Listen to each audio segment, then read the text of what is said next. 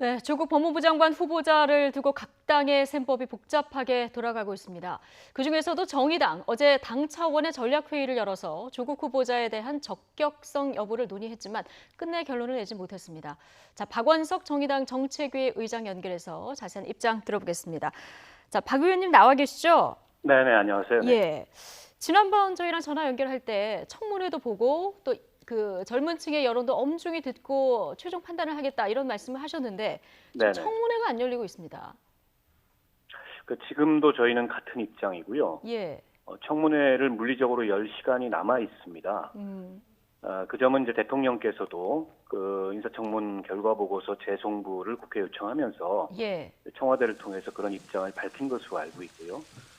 여야가 오늘이라도 당리당략에서 벗어나서 고위공직자에 대한 인사청문이나 인사검증이라는 것은 국회의 권한이기도 하지만 책임이기도 합니다. 그렇죠. 그 책임을 다하는 인사청문회를 열어야 한다라는 것이 저희의 입장입니다. 예. 자, 청문회 합의가 안 되다 보니까 조국 후보자 기자간담회에서 해명을 먼저 듣는 이런 상황이 벌어졌는데요. 이후 네네.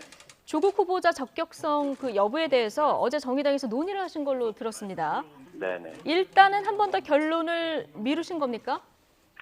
그렇습니다. 지금 일단 청문회가 열리지 않고 있고 그 조국 후보자 기자간담회 같은 경우에는 11시간에 걸쳐서 100개에 해당하는 질문에 대해서 답변을 했습니다만 여러 의혹들에 대한 본인의 해명이라고 생각합니다. 그게 법적 절차인 국회에서 인사청문회와 같거나 대체할 수는 없다는 생각이 들고요. 예.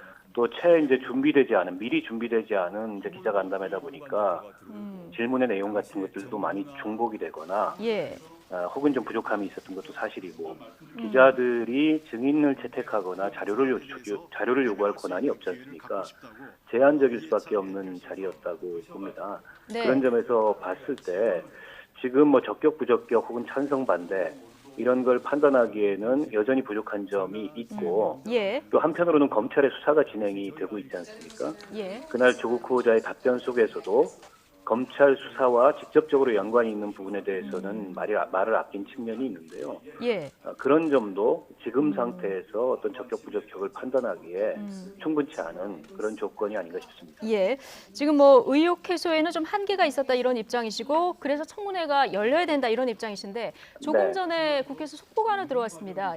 네. 이인영 원내대표 그리고 나경원 원내대표가 지금 긴급 회동을 하고 있다고 하고요. 네네. 그래서 지금 조국 후보자의 청문회 최종 단판이 벌어지는 것 같은데요. 네네. 자, 이렇게 되면은 오늘은 사실 조금 힘들 것 같고요. 그렇습니다. 6일까지가 그 시한으로 대통령이 제시를 했으니까 내일 네네. 아니면 모레 이렇게 열려야 될 가능성이 좀 높은 겁니까? 그렇죠. 지난번에 합의했던 것은 이틀 청문회를 여는 거였습니다. 예. 그래서 이번에도 이틀을 연다면 내일 모레 이틀간이 될 거고 5, 6일.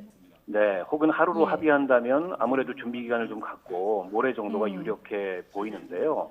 예. 증인 채택 문제가 그간의 굉장히 핵심적인 난항이었는데 예. 그건 서로 간에 좀 한 발씩 물러나야 될 점이 있지 않나 싶어요. 예. 물론 이미 증인이 의무적으로 출석할 것을 통보해야 되는 기간은 확보가 안 됐습니다. 그렇죠. 예. 그러나 자발적으로 출석할 증인들도 있을 거고 또 그 조국 후보자 측에서나 혹은 그 야당 측에서나 출석을 시킬 만한 증인들도 있을 거라고 봅니다. 네. 그 정도 선에서 증인 채택 문제를 합의하고 저는 청문회가 열려야 예. 이 문제에 대한 국민 여론의 최종적인 판단도 예. 형성될 수 있고 또 이른바 민주적 정당성의 위기라는 게 있지 않습니까? 예. 그러니까 국회에서 청문회도 거치지 않고 임명하는 데에는 아무래도 대통령도 부담이 따르실 거라는 거죠. 네. 그런 점도 일정하게는 해결될 수 있고 하기 때문에 예. 꼭 청문회가 열렸으면 좋겠습니다.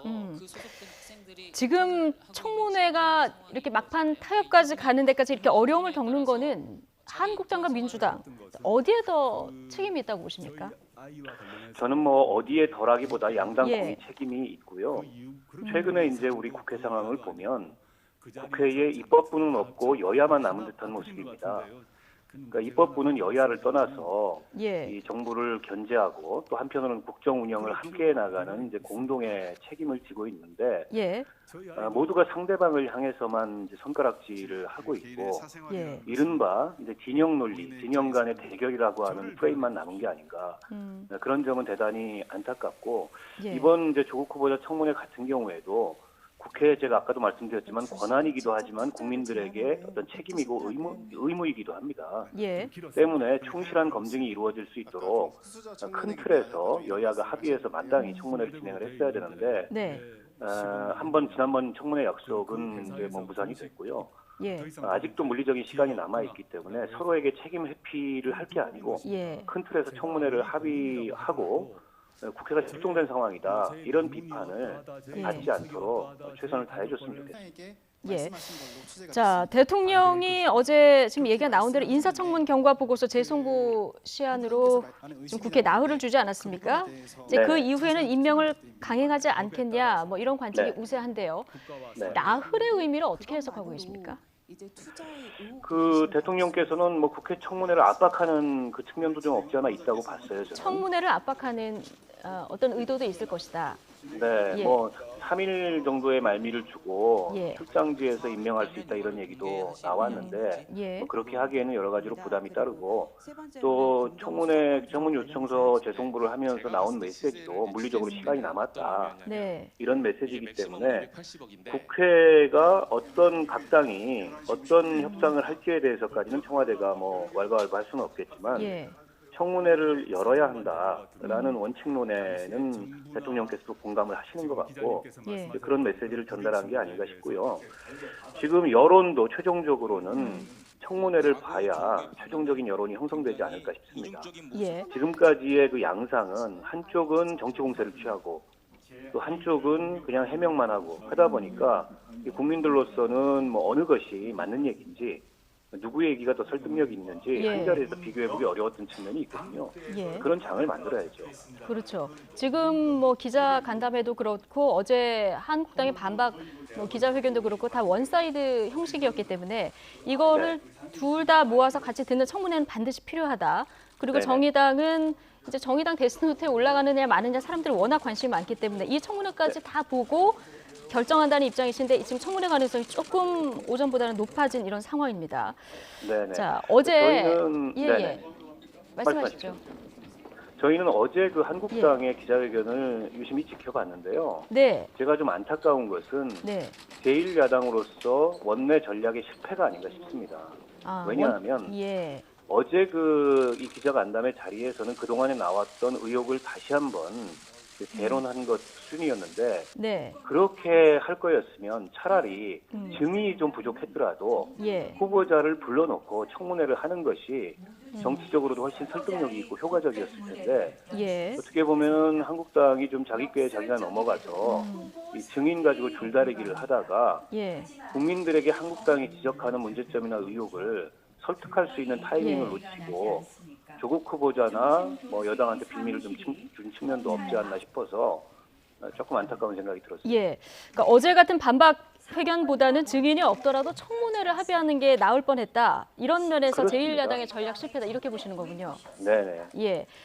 지금 조국 후보자 주변 인물들에 대한 검찰 수사도 굉장히 빨리 진척되는 느낌입니다. 지금 네네. 시점에서의 검찰 수사는 어떤 시각에서 바라보고 계십니까? 일단 뭐 이례적이죠. 예. 매우 검찰이 다른 후보자도 아니고 법무부 장관 후보자를 인사검증도 안 끝났는데 강제 수사에 착수했다는 자체가 이례적이고 예. 그러나 이제 검찰도 일종의 이제 이 정치적인 이 과정에 들어와 버렸습니다. 네. 이게 결코 바람직한 현상이라고 저는 볼 수는 없는데요. 근데 검찰이 시작한 수사를 중단할 수가 있겠습니까? 예. 때문에 검찰은 어쨌든 철저히 수사해서 한 점 의혹도 남기지 않고 밝히는 것이 검찰의 사명이고 예. 그 점에 대해서는 조국 후보자도 네. 법무부 장관이 된다 하더라도 검찰 수사에 일절 관여하거나 보고조차 받지 않겠다라는 네. 입장을 이미 밝혔기 때문에 예. 검찰 수사에 대해서는 큰 틀에서는 지켜봐야 한다라는 게 저희의 입장입니다. 네, 수사는 수사대로 뭐 진행이 되면 된다 이런 입장이신 거고요. 네네. 자, 지난번에도 제가 이 질문을 드렸었는데 이번에도 또 결정을 미루시다 보니까 여당과의 어떤 선거법 개정 공조가 깨지면 안 된다 이런 정의당의 고민이 큰 게 아니냐. 자, 이런 얘기가 또 나오거든요. 당내에서는 지금 상황에서도 이런 이야기는 전혀 없습니까? 그런 정치공학적인 판단이라기보다도요. 예, 실제로 정의당 내부에도 여러 의견이 있습니다. 여러 의견이 있겠죠. 네네. 예. 그 점이 이제 저희가 그 의견들을 수렴하고 또 조율하고 최종적으로는 정무적인 판단을 내리는 데 있어서 예, 가장 큰 어려움이지. 예, 뭐 정치공학적 계산에 의해서 예, 만약에 여기서 조국 후보자에 대해서 어떤 판단을 내렸을 시에 예. 이 선거법 공조가 깨진다. 그런 우려는 현재로서는 하지 않고 있습니다. 현재로서는 고려하고 있지 않다. 네네. 예. 어쨌든 지금 5일, 6일 사이에 청문회 가능성이 높아졌으니까요. 이 가능성, 여야 원내대표 간의談判 내용을 좀 지켜보도록 하죠.